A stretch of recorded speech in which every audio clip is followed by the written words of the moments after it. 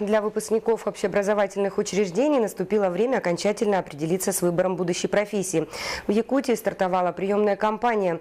Более 8,5 тысяч выпускников школ, сдавших единый госэкзамен, заполняют кабинеты приемных комиссий. Марьяна Кутукова продолжит. Приемная кампания в Северо-Восточном федеральном университете началась 19 июня. На сегодняшний день подано более 500 заявлений. Больше всего документов поступило в те факультеты и институты, где уже известны результаты единого государственного экзамена. Это инженерно-технический институт, а также Институт математики и информатики.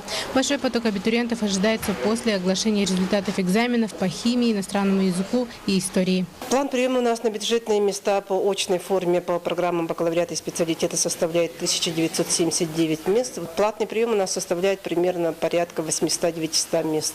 Он может быть, конечно же, перевыполнен. Первые приказы на зачисление по программам бакалавриата и специалитета выйдут 29 июля. Это у нас будут зачисления целевиков, лиц с особыми правами, лиц, поступающих без вступительных испытаний, а окончательные итоги приема на бюджетные места у нас будут 8 августа. Республиканская приемная кампания в высшие учебные заведения России стартовала 26 июня и продлится до 5 июля включительно. Работа приемной кампании в центровузы проводится в 2 этапа.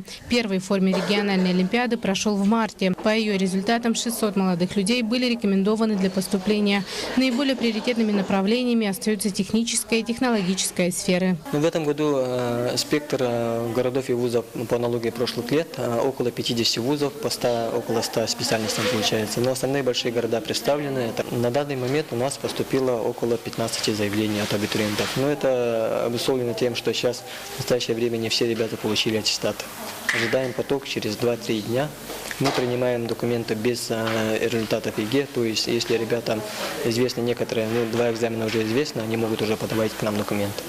Основной поток абитуриентов после оглашения результатов ЕГЭ и получения дипломов ожидают и в Якутской государственной сельскохозяйственной академии. В этом году планируем набрать 1200 студентов на первый курс. Исходя из анализа прошлого года, у нас востребованностью пользуются такие направления, как землеустройство и кадастры, ветеринария, агрономия и агроинженерия.